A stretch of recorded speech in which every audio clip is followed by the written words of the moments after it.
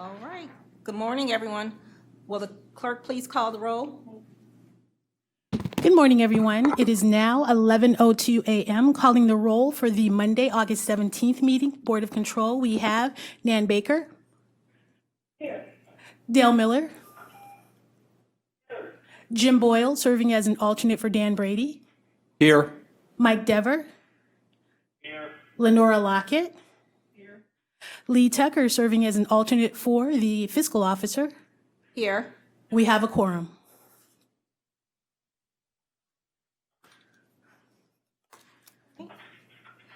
Minutes.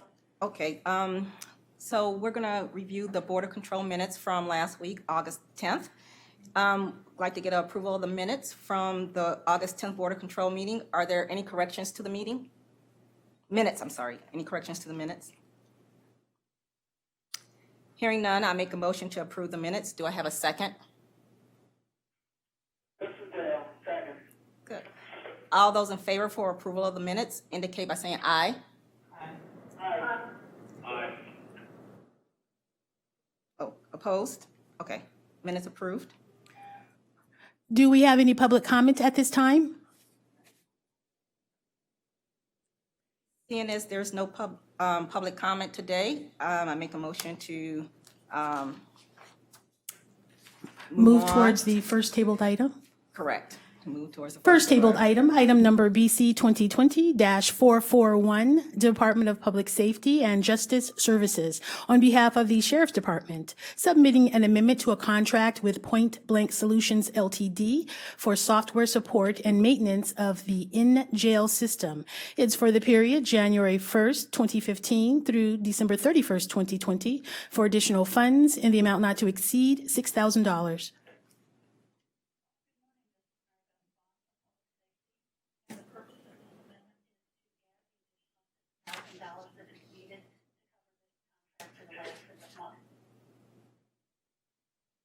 And this contract actually allows authorized agencies to know if and where a person is incarcerated, whether or not they're incarcerated in the jail.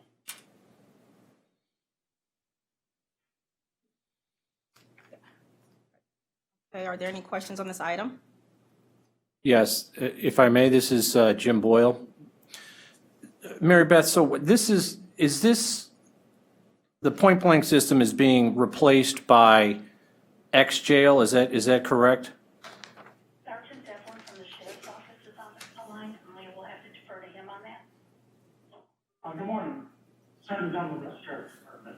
What XPO does, or what Point Blank does, is create a connection between our current jail system, which is IMAPS, and establishes the connections for the Adam board and the VOTT.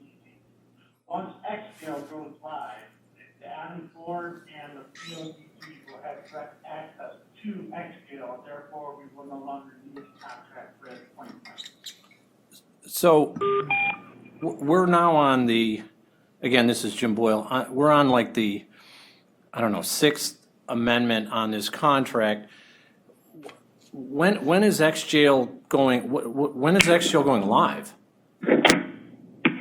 Sir, that's a question that we've been asking. The latest word that I heard we're supposed to be going live with was August of this year, the month we're currently in. All right, I do not have a further update on when we're supposed to go live, if it's still going to be this month or if it's going to get pushed back another month or two. Okay, and who is telling you, I mean, I'm just, where are you getting the dates from? The last date that I got was from Alan Kilgore from the county IT department, who is part of the project of XJail.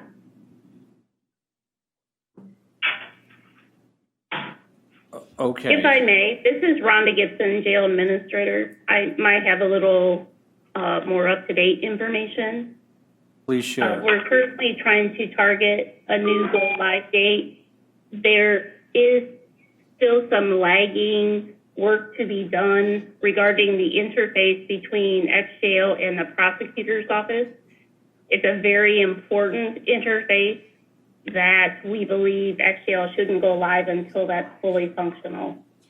So we're very close. In fact, Kilgore, I believe, is off this week. So next week, we were going to touch base again to see if we could schedule a go-live date within the next month or so.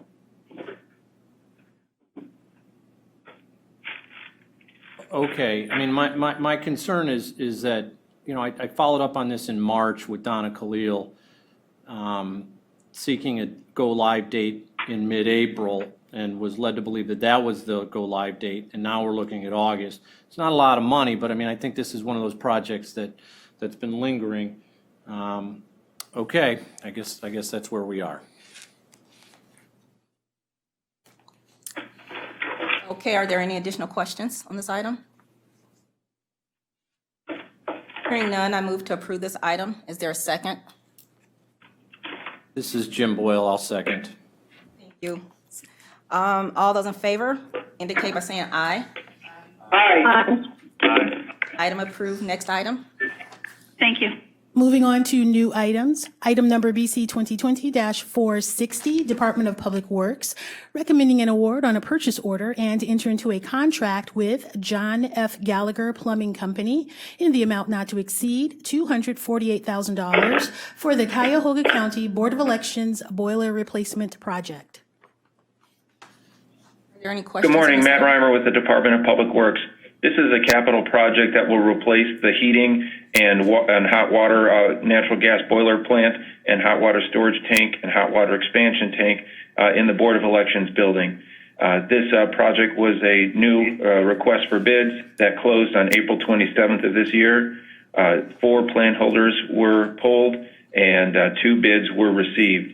This is the second lowest of the 2 bids. The first bid had to be deconsidered because it was not compliant with the bid bond. We did have that reviewed by Department of Law prior to making the award recommendation on the second low bidder. The bid is 3.9% over the engineer's estimate and is a critical project to get the Board of Elections back with a good heating plant for its foreseeable future. Great, thank you. Are there any questions on this item? Yes, this is Dale. I have a question, and my question is, how much difference was there in the bid between the low bidder that was rejected and the second bidder that's recommended? Through the chair to Councilman Miller, Matt Reimer here, the low bid was $237,540. The engineer's estimate, $238,775, and as shown, the bid of the award recommendation is $248,000. So a difference of just over $10,000 and a percentage difference of 4.4%. And what was the nature of the problems that made the bid non-compliant? They had a not compliant bid bond upon submission of the RFP document.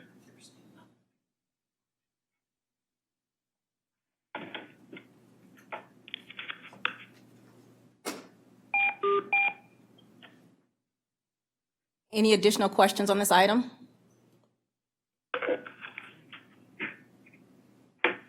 Hearing none, I'll move to approve this item. Is there a second?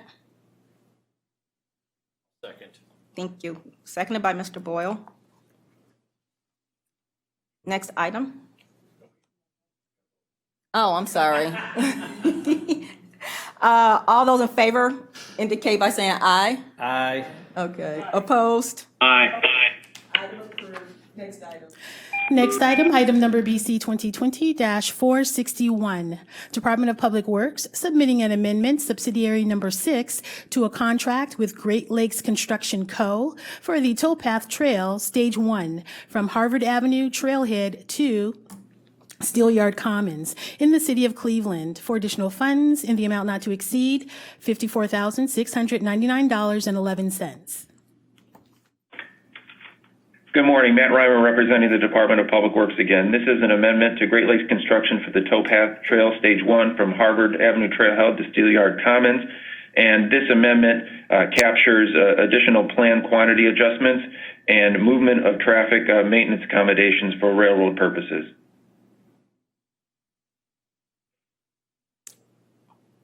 Okay. Are there any questions on this item?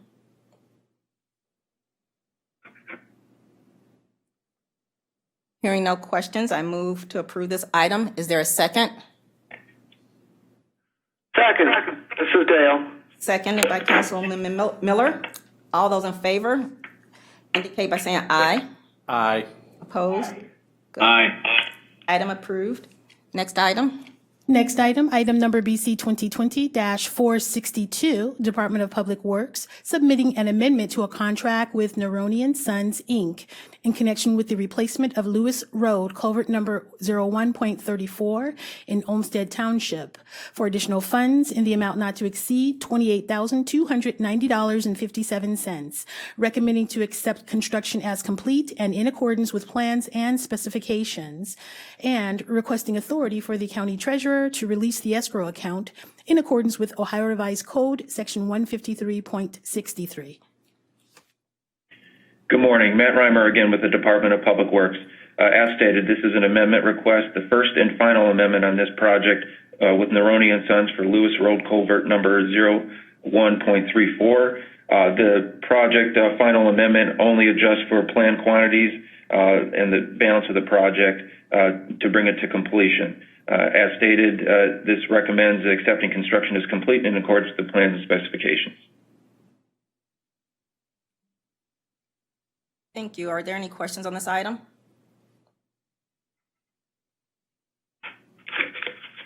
Okay, hearing no questions, I move to approve this item. Is there a second? This is Dale. Second. Second by Councilman Miller. All those in favor indicate by saying aye. Aye. Aye. Opposed?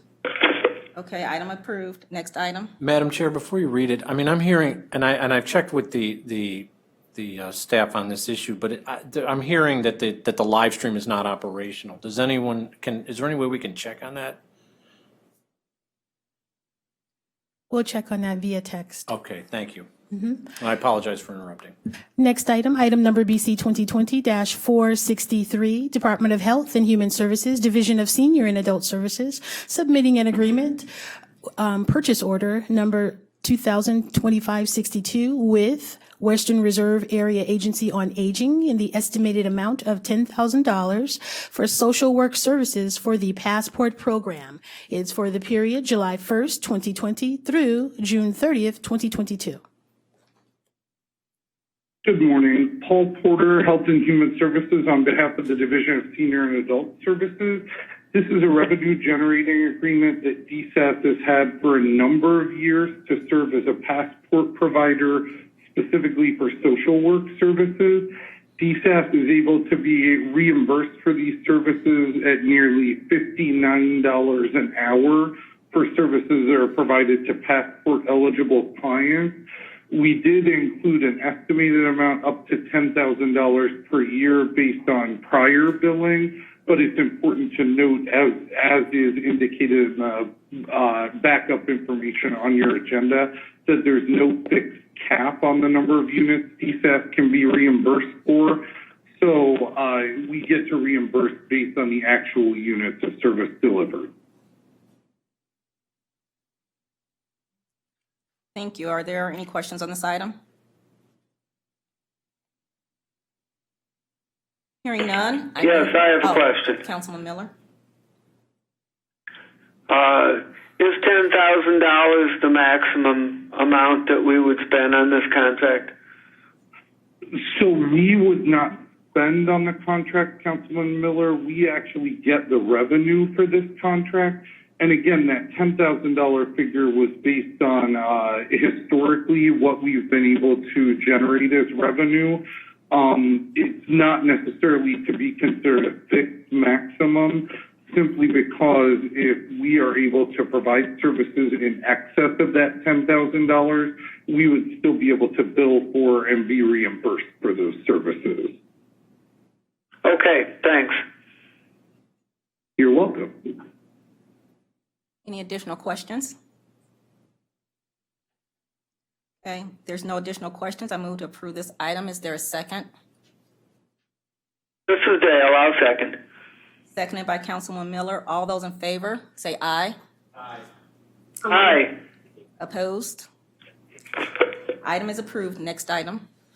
Item number BC 2020-464, Department of Health and Human Services, Community Initiatives Division, Office of Homeless Services, submitting an amendment to a contract with Joseph's Home for temporary housing and medical respite services for medically fragile homeless men. It's for the period July 1st, 2018 through June 30th, 2020, to extend the time period to June 30th, 2021, to modify the terms of Article 11 to address force majeure events and Article 8 to address professional errors and omissions liability insurance effective July 1st, 2020, and for additional funds in the amount not to exceed $267,547. Good morning. This is Melissa Surak with the Office of Homeless Services. This contract is for Joseph's Home, who provides specialized services for the homeless service system. Contract amendment funding supports Joseph's Home program, which provides medical respite settings for homeless persons recovering from a surgical hospitalization who do not meet the criteria for extended hospitalization or a nursing home placement. The contract is funded 100% with Health and Human Services levy funds, while private and other public funds support the project as well. Joseph's Home is able to accommodate 11 men at a point in time, and 5 beds are available to veterans in need of those services. Over a 12-month period of time, 40 to 50 men will be assisted in recovery and permanent housing placement. I'll be happy to answer any questions you have. Are there any questions on this item?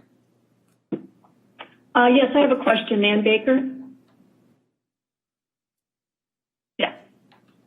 And I too am having difficulty hearing. It's very choppy, so if my question doesn't come through, let me know.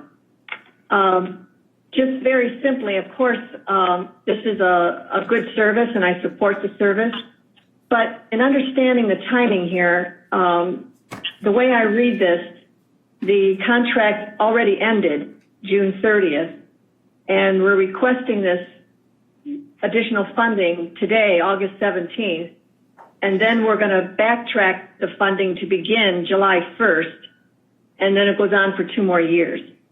Is that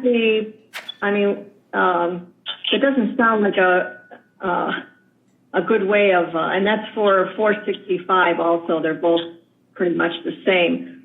I did read your answer, but it does seem still a pretty long time to wait for us to approve this today, given the contract has even ended. It's not even an active contract right now. That is, go ahead, Ruth. Yeah, I'm sorry to interrupt. Ruth Gillette, I just wanted to provide just a little clarification there to Councilperson Baker. This amendment is only, effective as of June 30th, 2020. So it's right. It's late. It's late from July 1st, 2020, not 2 years previous. No, I understand that. The contract ended about 45 days ago.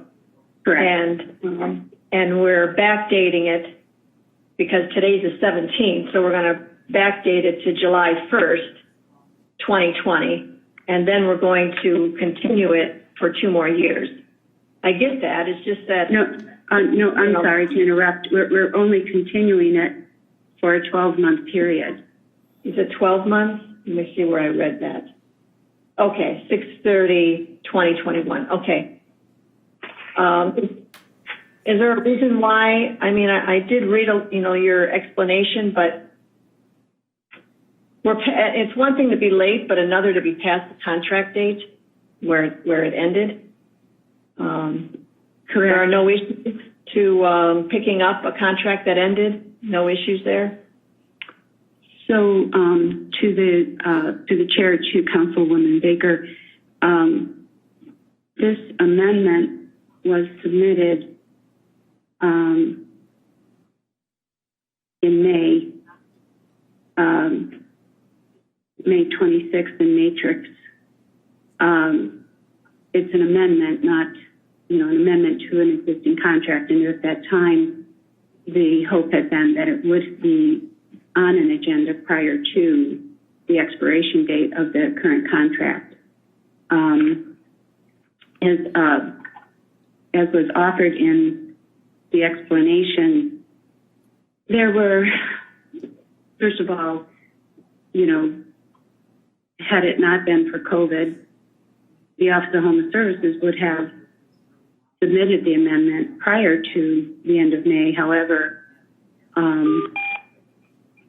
we were a staff of 2, one of whom just started in January, and we're pretty overwhelmed just trying to develop a community response around deconcentrating shelters and setting up hotel space for people who tested positive for COVID who were homeless.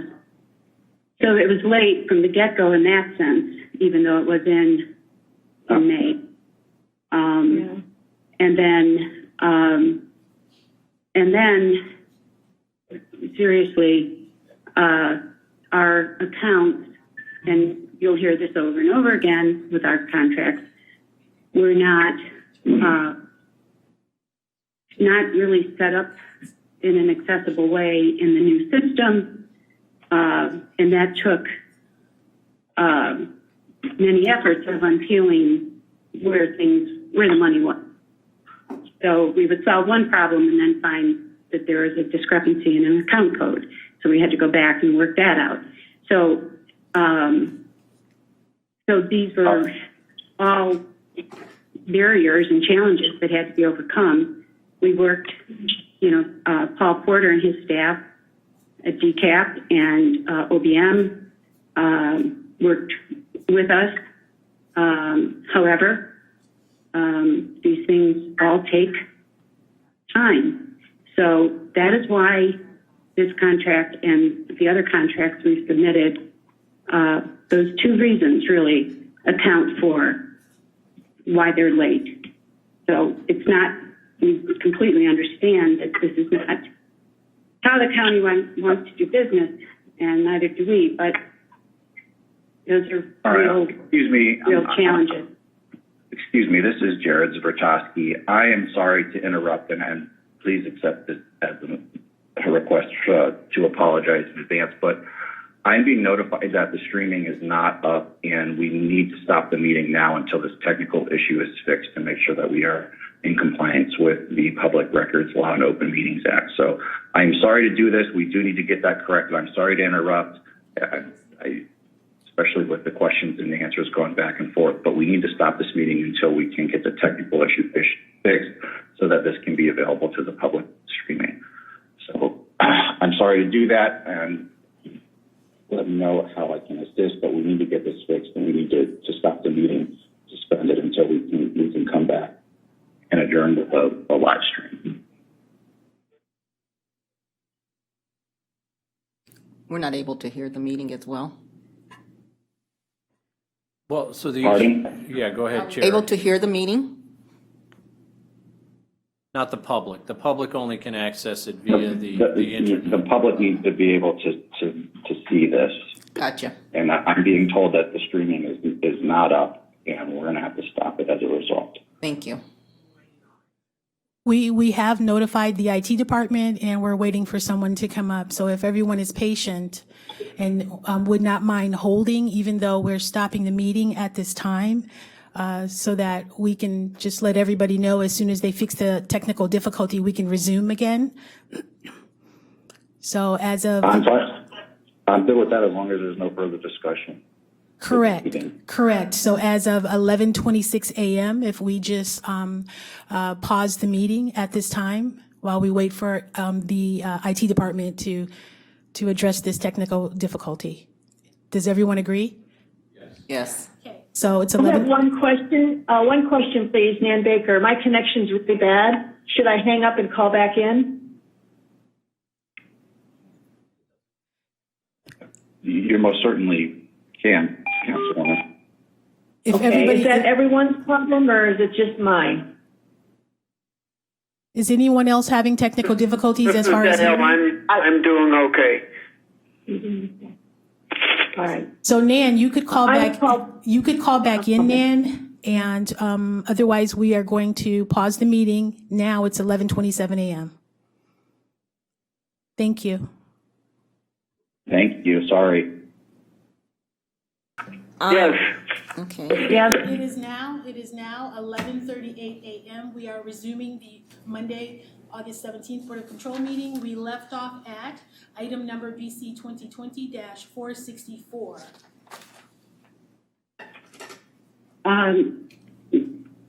Andrea, this is Ruth. I was just completing an explanation to Councilwoman Baker's question about why the item was submitted late.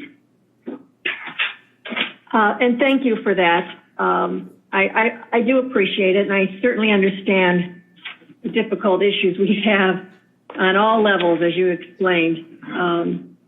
I guess the lesson here is maybe because we know that these issues exist, and we don't want to not provide services, especially for something as important as this, that maybe starting 30 days, greater than 30 days to amend a contract, maybe we should have started 60 days out or 90 days out, knowing that these issues with the pandemic and ERP and all that you have explained here, that might be what we need to do for many of our contracts that we seem to be running late on in requests. But I understand your explanation, and like I said, this is certainly a service we need to provide. Thank you. Are there any additional questions? If I may, this is Jim Boyle. My question is not for the homeless services folks, but rather for law.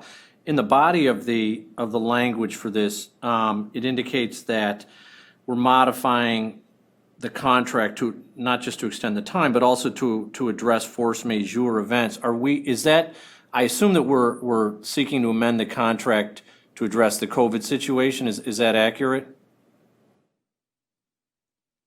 Jim, this is Jared. I haven't looked at this one in particular, but I can and I will. All right. But I do know that since COVID has hit, we have been reviewing our force majeure across almost all of our contracts. All right, and that was the exact answer I wanted to hear, because there, obviously, the litigation piece on force majeure as it relates to the COVID situation is not as crystal clear as well, lawyers generally don't make it crystal clear, but in any event, no offense, Jared. I think the goal is to look at those contracts to make sure that we are in a good legal position moving forward, and I was happy to see that language in there. Are there any additional questions on this item? If there are no additional questions, I make a move to approve this item. Is there a second? I will second. This is Jim Boyle. Thank you. All those in favor, say aye. Aye. Aye. Opposed? Item approved. Next item. Next item, item number BC 2020-465, Department of Health and Human Services, Community Initiatives Division, Office of Homeless Services, submitting an amendment to a contract with Stella Maris, Inc. for temporary housing for homeless single adult males in Cuyahoga County with substance abuse issues for the period July 1st, 2018 through June 30th, 2020, to extend the time period to June 30th, 2021, to modify the terms of Article 12.14 to address force majeure events effective July 1st, 2020, and for additional funds in the amount not to exceed $265,000. This is Melissa Serac with the Office of Homeless Services once again. Stella Maris provides specialized services for the homeless service system. This contract amendment funding supports shelter services at the Stella Maris campus. Referrals come from the men's homeless shelter who are overcoming alcohol and drug addictions. This contract was funded 100% by the Health and Human Services levy. Stella provides a sober living environment with outpatient treatment services. Programming is paid for through state and local AOD funding. The program serves 20 men at a point in time, with 70 to 80 men being served annually. Thank you. Are there any questions on this item?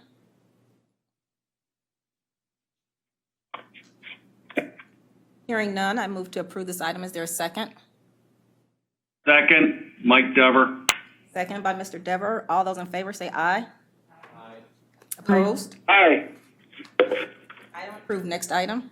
Item BC 2020-466, Office of the Medical Examiner, recommending an award on a purchase order to Pro Mega Corporation in the amount not to exceed $177,545.28 for the purchase of 11 Custom Power Plex R Fusion System kits for the DNA lab, and it's for the period August 17th, 2020 through December 31st, 2020. Shannon, Medical Examiner's Office. The purchase order allows us to buy kits for our DNA lab. These kits are custom made. The kit allows the equipment that we have to process DNA, and they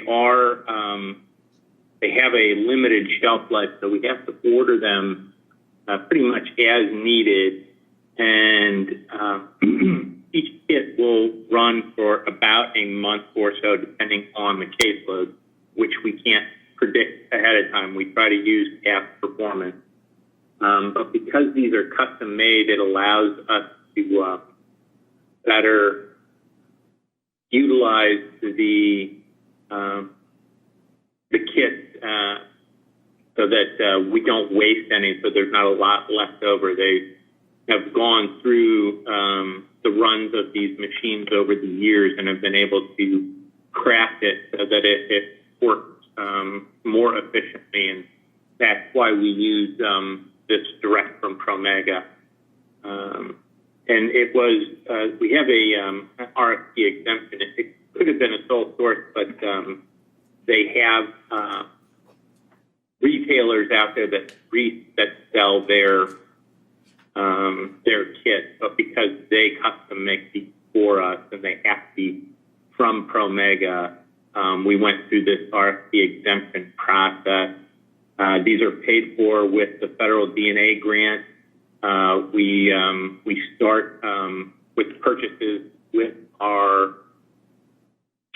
crime lab fund because the start of the grant never really coincides with the start of our year, and we just do expense adjustments throughout the year against the crime lab fund once we have the grant money.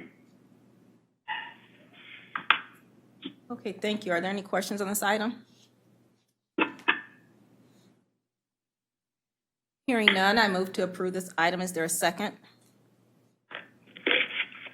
Second. This is Dale. Second by Councilor Miller. All those in favor, say aye. Aye. Opposed? Aye. Aye. Item is approved. Next item. Thank you. The next item is a two-part item, item number BC 2020-467, County Prosecutor's Office, A, submitting an RFP exemption on requisition 2385, which will result in an award recommendation to Case Western Reserve University on behalf of the Begun Center for Violence Prevention, Research, and Education at the Mandel School of Applied Social Sciences in the amount not to exceed $328,100 for the investigation, stranger ID, and prosecution of Cuyahoga County Cold Case Sexual Assault Kits Project in connection with the fiscal year 2019 Bureau of Justice Assistance Comprehensive Approach to Unsubmitted Sexual Assault Kit Grant Program, and is for the period October 1st, 2019 through September 30th, 2022, and B, recommending the award in connection with said RFP exemption. This is Richard Bell, Assistant Prosecuting Attorney, Chief of the Special Investigations Division. This is a contract with Case Western Reserve University. They are a federal grant sub-recipient. The objectives of the goals are to explore the larger impact of the initiative and how the efforts can be sustained, what lessons can be learned from the initiative, what policies and practices need to be kept, refined, or implemented to ensure lasting systemic change, and what impact the initiative has had on current sexual assault investigations and prosecutions. Addressing these objectives requires an examination of the impact of past practices as well as setting new policies. The second objective is to assess what can be learned by examining the sexual assault cases of priority 3 cases, the similarities as well as the differences between those in priority 1 and priority 2 cases. What recommendations to policy and practice should be provided to this jurisdiction and to the other SACI jurisdictions across the nation. Thank you. Are there any questions on this item? This is Nan Baker. I have just a question. Okay. So Mr. Bell, we're already 10 months into this contract, and I did read your explanation or an explanation that was given. Is there any concern here that we've had 3 years in this contract and now we're down to 2 years because of the difficulty of just getting it through the process? I'm sure that nothing has been done up till now or paid up till now, but it does seem like it's unfortunate that we've lost a year because of process. Is that how? Am I reading that correctly? I don't believe that there's been a full loss of a year, although I do appreciate the question, which is very important. I can't speak to all the ins and outs of the process and how difficult it's been to work with the new system. That's part of our financial unit, and Mark Musson from our civil division can answer that. I can answer your question regarding work and whether or not it can proceed. Case Western Reserve has been working on our project since 2015, so they've been using other monies in order to complete the process. They have coded 1,200 cases, and that's 500 different data fields, 1,200 cases of the 7,024 sexual assaults. They believe that they can complete all of the requirements of the grant, and we also have been advised by the Department of Justice that we would be able to have an extension on this grant in order for them and us to complete anything that we haven't yet to date. Okay, if I may, that is good to know as a follow-up. But just to be clear, we are 10 months plus in this request, so it's not a stretch to say almost a year. But it's good to know that you can extend it if you need to. It just seems like wasted time that we can't get this to the process quicker, 10 months quicker. Even if it was 3 months or 4 months, but this is very late, it seems anyway to me, unless I'm reading it wrong. I appreciate the question. This is Mark Musson from the Civil Division. We did have difficulty with the new switch over to the new system and getting this through, but also this is a small component of a larger grant from the federal government. This is a $2 million grant, and that case is performing kind of a retrospective look at what we're doing with those grant dollars, kind of an independent review. So I don't think the use or the program has been delayed by the issues that we ran into with seeking your approval for this sub-grant agreement. It is, and in the future, it's something that will not happen again. Okay. I appreciate that answer. Thank you. Move to approve, Mike Dever. Second, Jim Boyle. All those in favor, say aye. Aye. Aye. Opposed? Item approved. Next item. Item number BC 2020-468 is also a two-part item. County Prosecutor's Office. A, submitting an RFP exemption on requisition 100, which will result in an award recommendation to Case Western Reserve University on behalf of the Begun Center for Violence Prevention, Research, and Education at the Mandel School of Applied Social Sciences in the amount not to exceed $89,400 $89,589 for the Innovative Prosecution Project in connection with the fiscal year 2019 Bureau of Justice Assistance Innovation Prosecution Solutions for Combating Violent Crime Grant Program. And it's for the period October 1st, 2019 through September 30th, 2021, and B, recommending the award in connection with said RFP exemption. This is Elena Thomas from the Cuyahoga County Prosecutor's Office. I'm an assistant county prosecutor as well as the supervisor of the Crime Strategies Unit. We submitted a grant to the federal government with Case Western as a subrecipient. They will be doing similar work as the grant previously described, just on a different topic. We will be looking into repeat violent offenders, shooters, the increase in gun violence, as well as looking at different areas within the county that have these increased areas.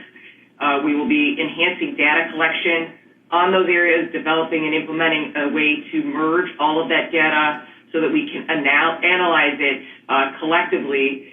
That Case will be able to help us perform that analysis as well as create a final report for the Department of Justice detailing our process so that this process can be implemented throughout the country. Thank you. Are there any questions on this item? This is Nan Baker, if I may. Sure. So just so for the record, this is the same issue as we had with 467, implementation, ERP, and even though this is a different, is it still a $2 million initiative that this is only a small part of that initiative, or are the reasons the same? This is Elena again. So this is not part of the same initiative. This is a new initiative within the office to support the Crime Strategies Unit.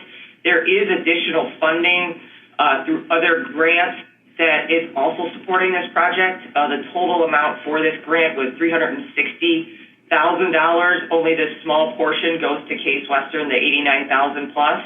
We have been already working on the grant through the other personnel that we directly hired for the prosecutor's office.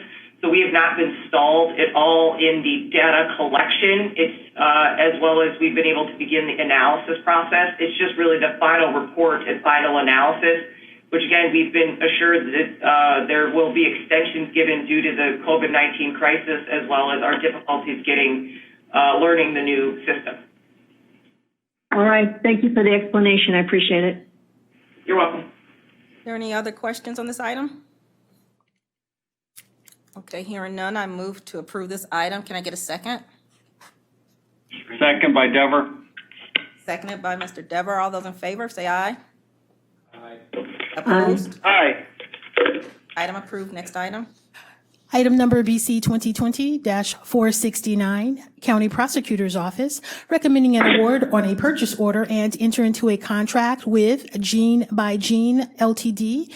in the amount not to exceed $80,000 for forensic genetic genealogy DNA analysis and searching services in connection with the fiscal year 2019 Bureau of Justice Assistance Sexual Assault Kit Initiative Grant Program. It's for the period August 17th, 2020 through August 16th, 2023.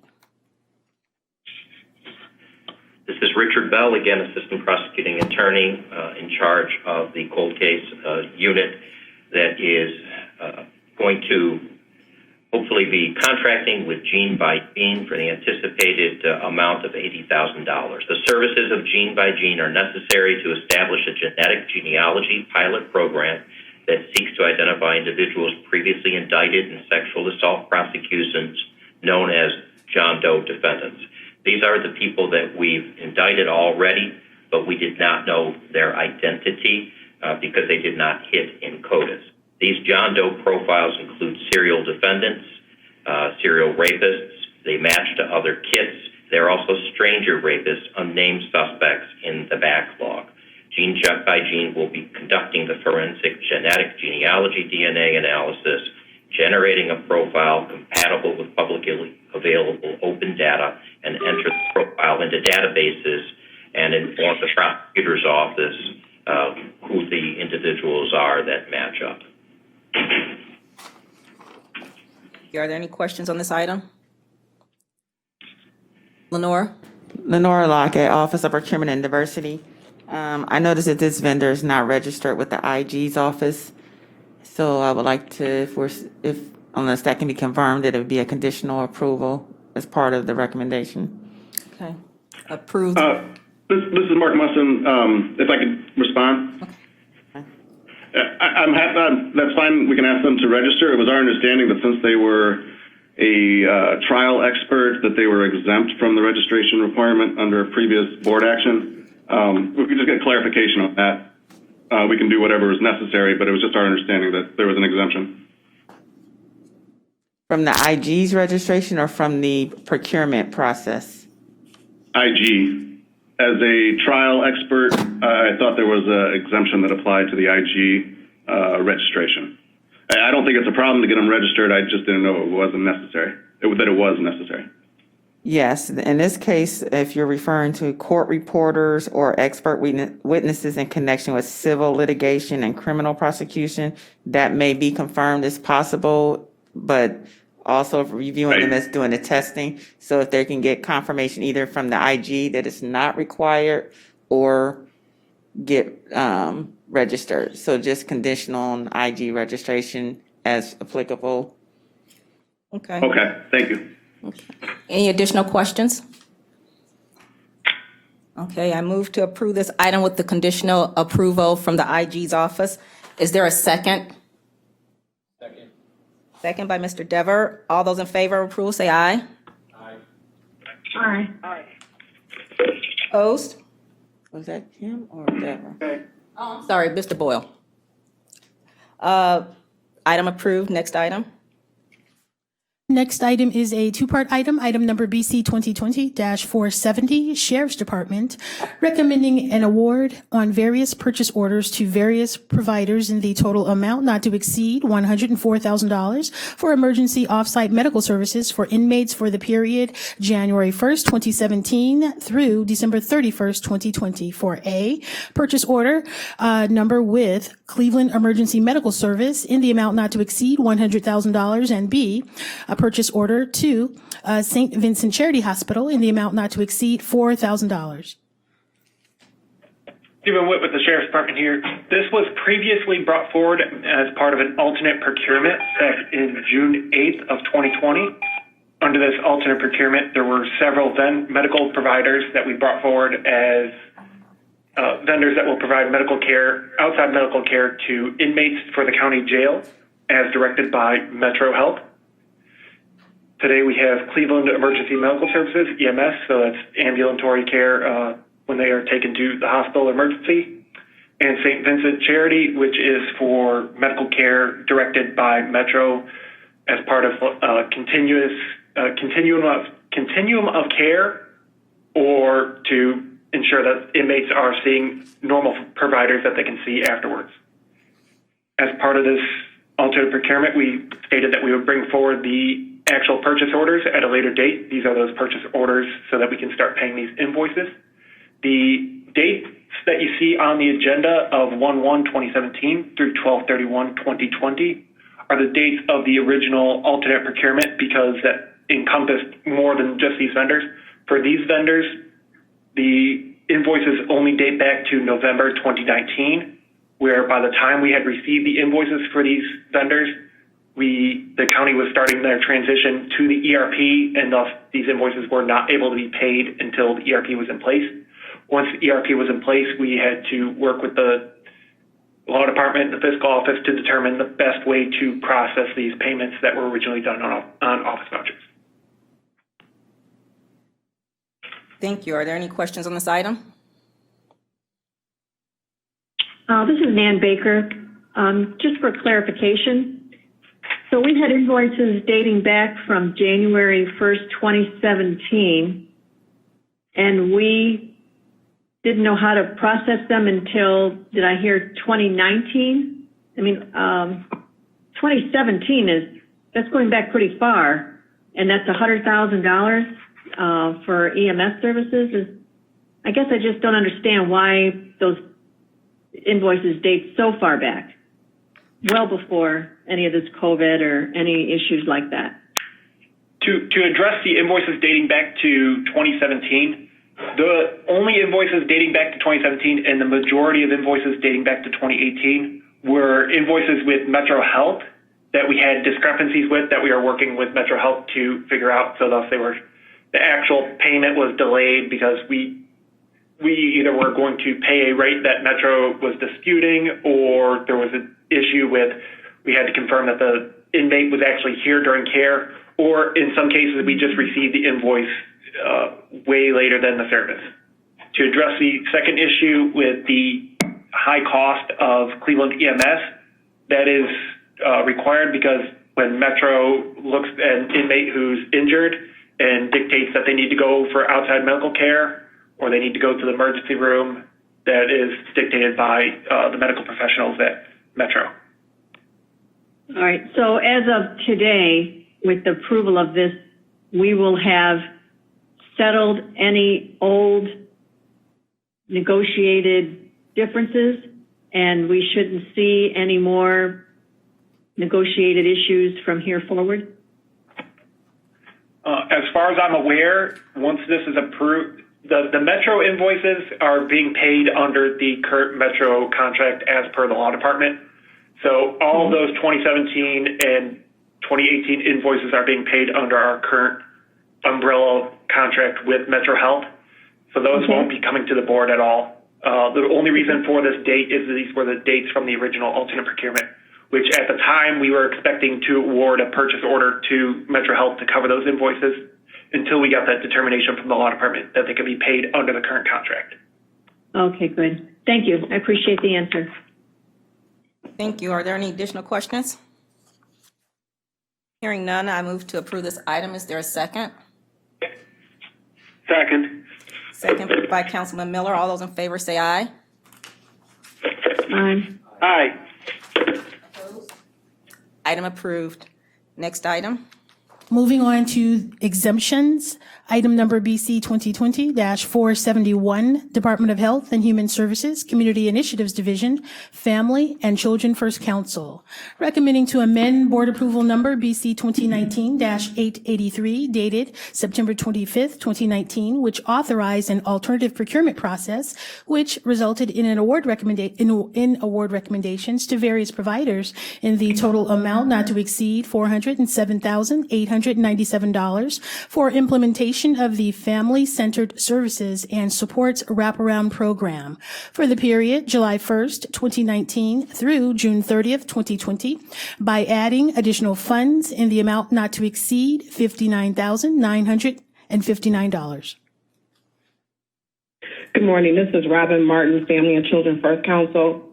We're seeking to add these additional funds because we received an additional allocation from the state of Ohio to help us provide wraparound services for 15 additional children for the previous state fiscal year. This is a one-time allocation, and we've already identified the youth that will benefit from this service. It will help provide unique services to children and teens to maintain them in the home with their parents. Okay, thank you. Are there any questions on this item?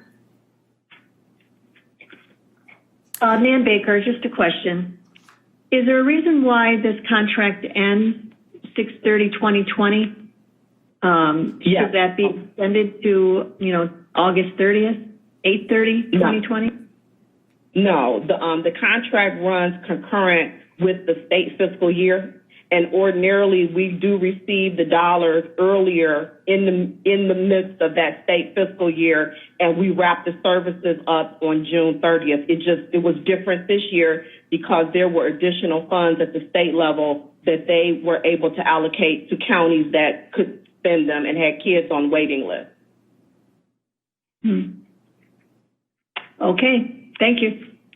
You're welcome. Are there any additional questions?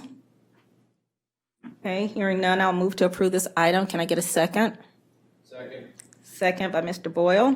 All those in favor say aye. Aye. Aye. Opposed? Item approved.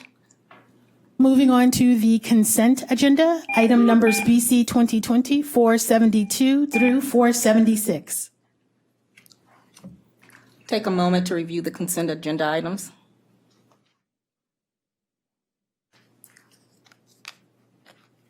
Are there any questions on the items? Nan Baker for number 472. Again, this contract ended May 31st, 2020, and we're now August 17th. I understand that there's no additional funds required, but why is the ask being extended?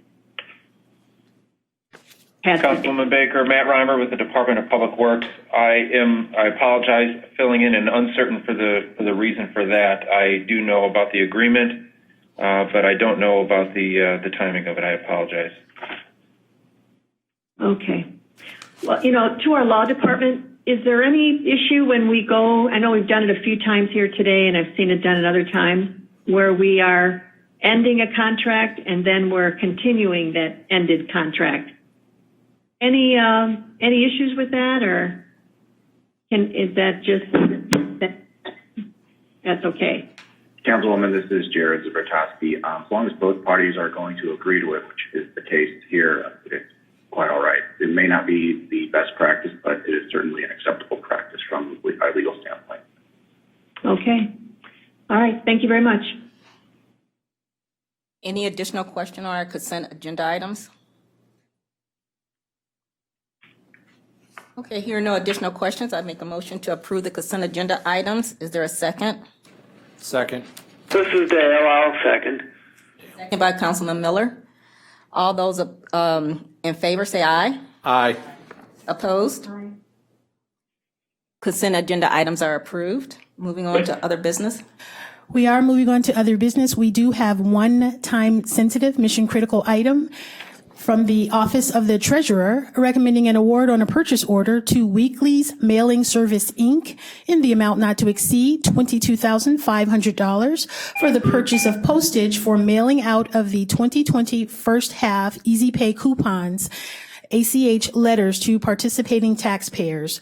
Funding source being utilized is the general fund.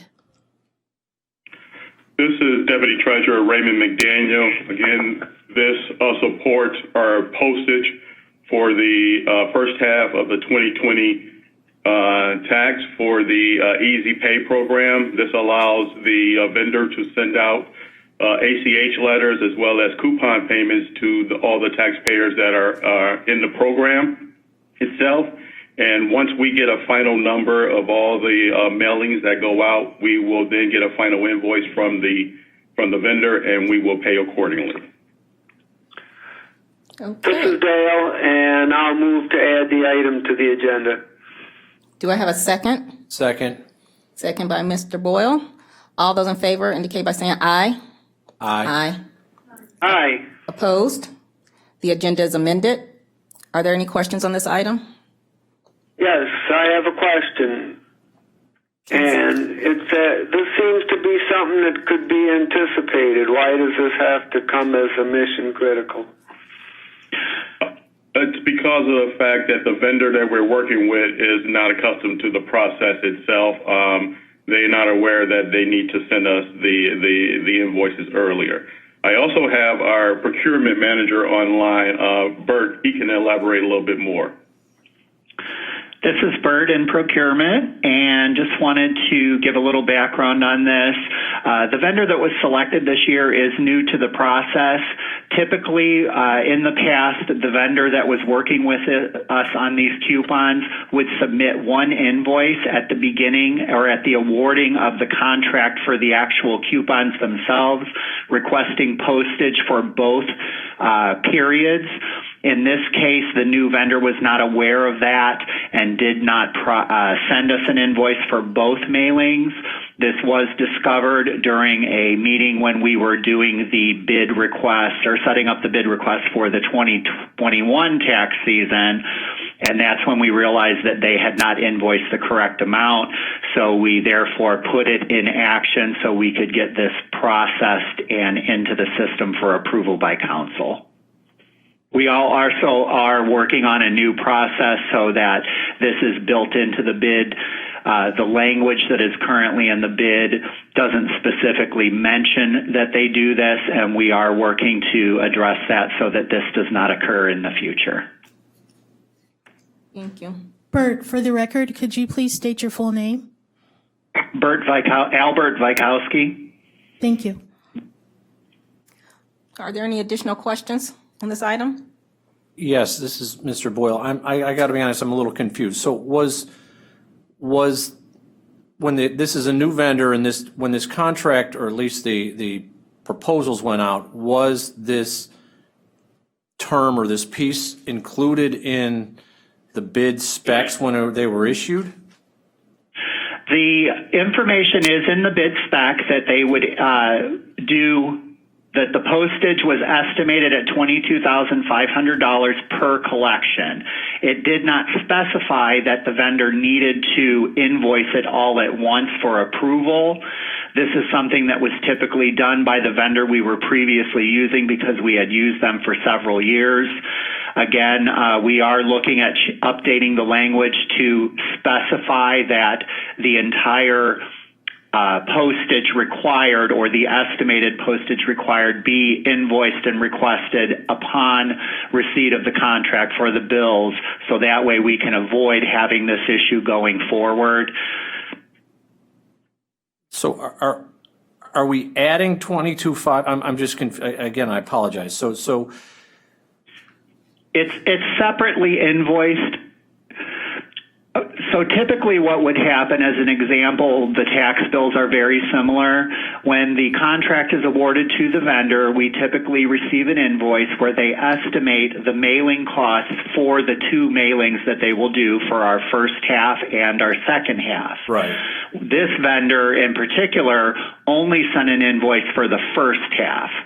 It was discovered within the last few weeks that the vendor had only invoiced us for the first mailing that they did back in June.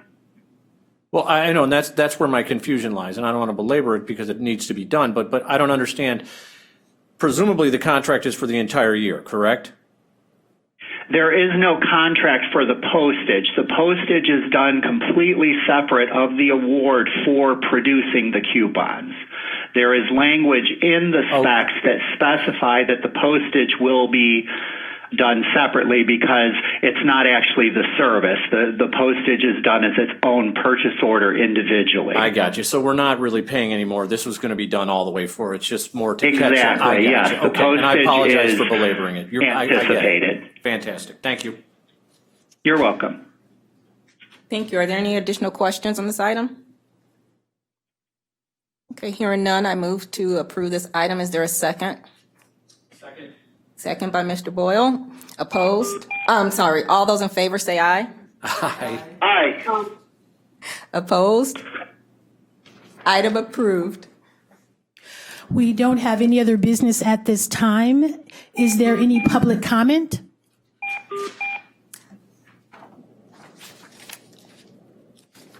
Hearing none, I make a motion to adjourn. Is there a second? Second, this is Dale. Second by Mr. Miller. All those in favor say aye. Aye. We're adjourned. Thank you.